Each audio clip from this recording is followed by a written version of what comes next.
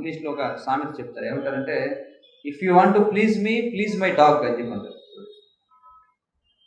If you want to please me please my dog. నువ్వు నన్ను సంతోషపరచాలనుకుంటే ముందు నా కుక్కని సంతోషపరచు. అందుకే అమెరికా లాంటి దేశాల్లో మనం చూస్తుంటాం, భర్త భార్య కుక్కని అవమానించాడని విడాకులు తీసుకుంటుంటారు.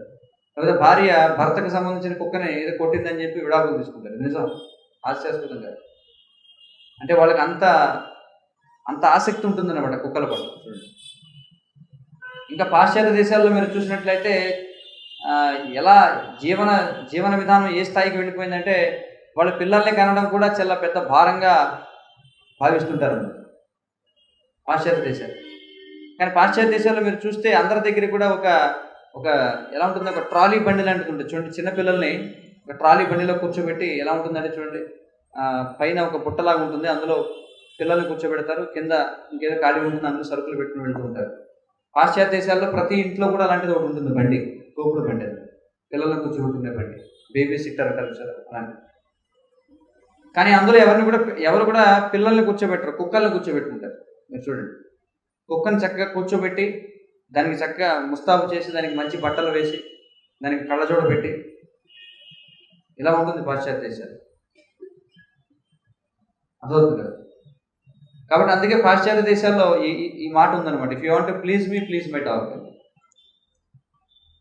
అందుకే వాళ్ళు ఏం చేస్తారంటే, పాశ్చాత్య దేశాల్లో ఎవరైనా మచ్చిక చేసుకోవాలంటే ముందు వాళ్ళ పెంపుడు జంతువు ఏదో చూసి దానికి 4 బిస్కెట్లు లేకపోతే మంచిగా దాన్ని, అంటే వాళ్ళు కూడా ఎవరైనా మన ఇంటికి వచ్చి, ఇప్పుడు చూడండి ఈ భారతదేశంలో కూడా ఇది ప్రారంభమైంది. భారతదేశంలో పూర్వం ఉండేది ఎలా ఉంటుంది అంటే, ఆవుల విషయంలో ఉండేది, కుక్కల విషయంలో లేదు. గోరక్షణ అనేది మనం చేయాలి. కృష్ణుడు ఏం చెప్తున్నాడు, కృష్ణుడిని మనం ప్రార్థిస్తుంటాం. ఏమని ప్రార్థిస్తుంటాం? నమో బ్రాహ్మణ్య దేవాయ గోబ్రాహ్మణ హితాయ కృష్ణాయ గోవిందాయ నమో నమః. నమో బ్రాహ్మణ్య దేవాయ గోబ్రాహ్మణ హితాయ. చూడండి, గోవులను బ్రాహ్మణులను వాటి యొక్క హితమును కోరేటువంటి వాడు కృష్ణుడు. కృష్ణుడు స్వయంగా ఏం చేశాడు? ఆవులను పాలించాడు, అవునా కదా. అందుకే మనకి బ్రహ్మదేవుడు గోలోక దృష్టి కలుగుతుంది. ఒకసారి గోలోకాన్ని చూస్తాడు. గోలోకాన్ని చూసినప్పుడు బ్రహ్మదేవుడు అక్కడ కృష్ణుడు ఏ విధంగా ఉండడం చూస్తారంటే, సురభీరవిపాలయంతం. చూడండి, ఆయన అంటాడు అక్కడ కృష్ణుడు స్వయంగా సురభి అనేటువంటి దేనువులను పాలిస్తూ ఉంటాడు. సురభి అనేటువంటి దివ్యమైనటువంటి ఆవులను అక్కడ కాపలా కాస్తూ వాటిని పాలిస్తూ ఉంటాడు అనమాట. అటు ఇటు తిప్పుతూ ఉంటాడు, గోచరణ చేస్తూ ఉంటాడు. అందుకని ఇక్కడ కూడా కృష్ణుడు సురభీర్ అభిపాలయంతాం అన్నాడు, కానీ డాగ్ అభిపాలయంతాం అని చెప్పి అన్నారు. ఇక్కడ కుక్కల్ని పాలించమని చెప్పలే. ఇక్కడ భారతదేశంలో కూడా పూర్వం చూడండి, ఎవరితో అయినా ఒక స్నేహం నెరపాలంటే ముందుగా వెళ్ళి ఏం చేసేవాళ్ళు అంటే, వాళ్ళ పెరట్లో ఉన్నటువంటి ఆవులు చక్కగా మచ్చిక చేసేవారు. ఆవులు ఎప్పుడైనా మీరు చూడండి అవి ఏం చేస్తాయంటే, చక్కగా వాటిని ఇక్కడ ఈ ప్రదేశంలో వెళ్ళి బాగా దానికి రుద్దుతూ ఉంటే చాలా ఆనందిస్తూ ఉంటాయి. కాబట్టి ఎవరైనా అతిథులు వచ్చినప్పుడు ముందుగా ఏం చేసేవారంటే, ఆవుల దగ్గరికి వెళ్ళి వాటికి ఆనందాన్ని కలిగిస్తే యజమానికి ఆనందం కలిగేది. అది సహజమైన విధానం. కానీ పాశ్చాత్య దేశాల్లో వాళ్ళు ఏం చేస్తారంటే, ముందు కుక్కను సమర్థిస్తారు. కుక్క బాగా ఆనందించింది అనుకుంటే అప్పుడు యజమాని ఆనందిస్తారు, అప్పుడు వెళ్ళి వాడి పని ఏంటో చెప్తారు. భారతీయ జీవన విధానం కూడా ఎంత తీవ్రంగా మారిపోయింది. ఇప్పుడు గోవు అందరికీ కూడా భారం అయిపోయింది. కానీ అందరూ కూడా ఏం చేస్తారు, లక్షల రూపాయలు ఖర్చు పెట్టి కుక్కల్ని వాటిని సాగుతూ ఉంటారు. చూస్తాం కదా. అంటే చూడండి, ఆవుని పాలించడం అనేది, ఆవుని పోషించడం అనేది వైదిక నాగరికత. కుక్కని పోషించడం అనేది జంతు నాగరికత అన్నమాట. ఎంతగా అయితే ఇళ్లలో కుక్కల సంఖ్య పెరిగిపోతుందో అంతగా సమాజం జంతు సమాజం వైపు వెళుతుందని మనం చాలా సులభంగా అర్థం చేసుకోవచ్చు. ప్రతి ఇంట్లో కూడా మీరు చూస్తే ఎలా ఉంటుంది పరిస్థితి. అప్పుడప్పుడు మేము వెళ్తూ ఉంటాం, ఎక్కడికైనా ఎవరైనా కలవడానికి వెళ్ళినప్పుడు వాళ్ళ కుక్కలు వచ్చి మీద పడుతూ ఉంటాయి. ఏం చేస్తాం మరి, వాళ్ళతో పని ఉంది కాబట్టి మనం ఏం చేయలేము. ఎందుకంటే సామెత ఉంది కదా, if you want to please me please my dog. ఒక్కోసారి మీద ఎక్కుతూ ఉంటాయి, ఒక్కోసారి ఒళ్ళో కూర్చుంటాయి. ఏం చేయాలి చెప్పండి. వైదిక నాగరికత ప్రకారం కుక్క ముట్టుకుంటే చాలు స్నానం చేయాలని చెప్తుంది. ఎందుకంటే అత్యంత నీచమైనటువంటి జంతువుల్లో కుక్క ఉంటుంది. అంటే ఏ విధంగా, శుభ్రత దృష్ట్యా చూడండి. కుక్క అనేది అత్యంత అపవిత్రమైనటువంటి జంతువు. అందుకే కుక్కని ఇంటిలోకి ప్రవేశించనివ్వకూడదని చెప్తున్నాయి శాస్త్రాలు. కుక్కలు ఎంతవరకు ఉండాలంటే ఇంటి పెరట్లో ఉండాలి తప్ప ఇంట్లోకి రాకూడదు. పూర్వం కుక్కల్ని కూడా పోషించేవాళ్ళు, కానీ ఎలా పోషించేవాళ్ళు? వాటికి ఇవ్వాల్సిన స్థానం వాటికి ఇచ్చేవాళ్ళు. వాటి స్థానం ఎక్కడంటే ఇంటి బయట, సింహద్వారం బయట. కానీ ఈ రోజుల్లో చూస్తే మనుషుల కంటే కూడా కుక్కలు ఎక్కువ ఇంట్లో ఉంటాయి. మనుషులు ఎక్కువ ఉండరు ఇంట్లో, కుక్కలు ఎక్కువ ఉంటాయి. చాలా ధనవంతుల ఇళ్లలో, లేకపోతే బాగా పాశ్చాత్య దేశాల్లో మనం చూస్తుంటాం. వాళ్ళు ఏం చేస్తారంటే ఉదయం అంతా చాలా కష్టపడి పనిచేస్తారు. దేనికోసం కష్టపడి పనిచేస్తారు? మంచి ఫర్నిష్డ్ ఇల్లు సంపాదించడం కోసం. మంచి మెత్తటి సోఫాలు, మెత్తటి పరుపులు, మంచి ఫర్నిచర్ అంతా కూడా చాలా మొత్తం చాలా కాస్ట్లీ, చాలా బాగుంటుంది అన్నమాట. దాన్ని సంపాదించడం కోసం వాళ్ళు ఏం చేస్తారు? చాలా కష్టపడి పనిచేసి, ఉదయం అంతా కష్టపడి, రాత్రి పగలు పనిచేసి వాళ్ళు కష్టపడి సంపాదిస్తారు వాళ్ళు.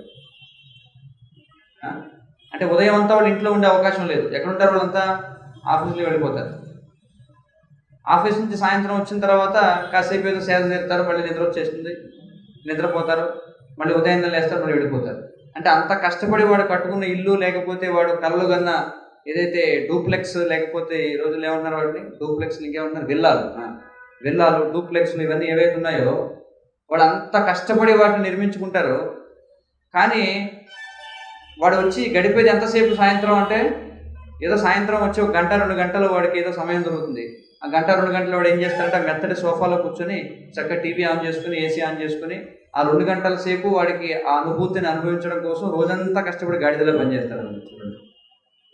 ఆ 1 గంట 2 గంటల అనుభూతే.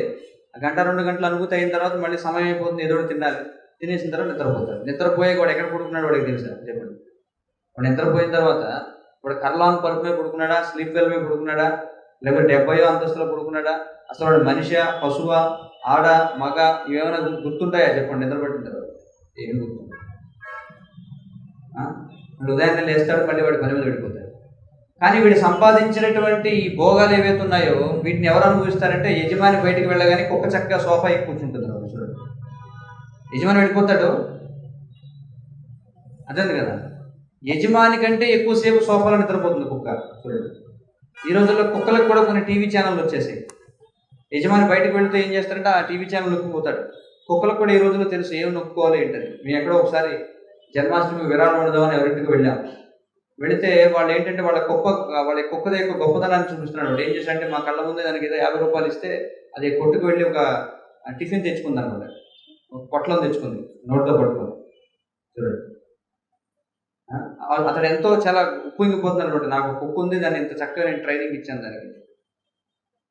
అయితే వీళ్ళు ఇంత కష్టపడి దేనికి సేవ చేస్తున్నారంటే కుక్కకు సేవ చేస్తున్నారు. చూడండి, వీడు ఎంత కష్టపడి సంపాదించింది ఎవరు అనుభవిస్తున్నారు? కుక్క అనుభవిస్తుంది.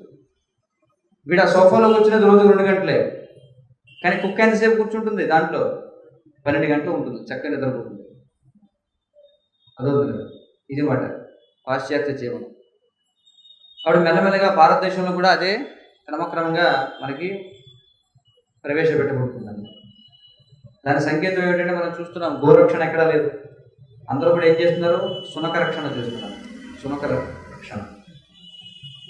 శునక రక్షణ చేస్తే ఏమవుతుందంటే వాళ్ళు కూడా శునకాలుగా పుడతారు. ఇది శాస్త్రం చెప్తుంది. అత్యంత శుభ్రత విషయంలో అత్యంత అపవిత్రమైనటువంటి జంతువు ఏంటంటే కుక్క.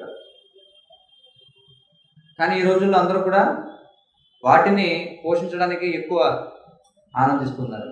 ఇంకా చూస్తున్న కొంతమంది అయితే అవి చనిపోతే వాటి ఫోటోలు ఫ్రేమ్ కట్టి పెట్టించుకునే వాళ్ళు ఉన్నారు. కొంతమంది వాటికి తర్పణాలు వదిలేవాడు ఉన్నారు కదా, వాటికి తర్పణాలు వదిలేవాడు ఉన్నారు. కొంతమంది అవి చనిపోతే లేదా వాటి పుట్టినరోజుకి పార్టీలు చేసేవాడు ఉన్నారు. లేకపోతే చనిపోతే వాటికి పిండ ప్రదానం చేసి పెదకర్మ చిన్నకర్మ చేసేవాళ్ళు ఉన్నారు. కొన్ని ఇళ్లలో అయితే మేము చూసాం, బయట ఇంటికి టైల్స్ అంటించుకుంటారు. చూడండి, హనుమంతుడు లేకపోతే విఘ్నేశ్వరుడు బొమ్మలు ఉంటాయి, కొంచెం కుక్కల బొమ్మలు అంటిస్తారు. ఏమిటంటే ఇక్కడ ఈ బొమ్మ అంటించారంటే ఇది మా ఇంట్లో ఉండే కుక్క అండి, చనిపోయిందండి పాపం అనుకుంటారు. ఇది పరిస్థితి, చాలా దారుణమైనటువంటి పరిస్థితి. కాబట్టి ఈ జీవన విధానాన్ని బట్టి మనం చెప్పొచ్చు వీడి యొక్క భవిష్యత్తు ఏమైపోతుంది అని.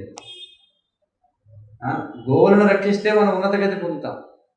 ఎందుకంటే గోవులు కృష్ణునికి ప్రీతికరమైనవి కాబట్టి గోరక్షణ చేస్తే ఉన్నతగతి పొందుతాం. కానీ శునక రక్షణ చేస్తే మనం కూడా శునకాలుగా పుడతాం.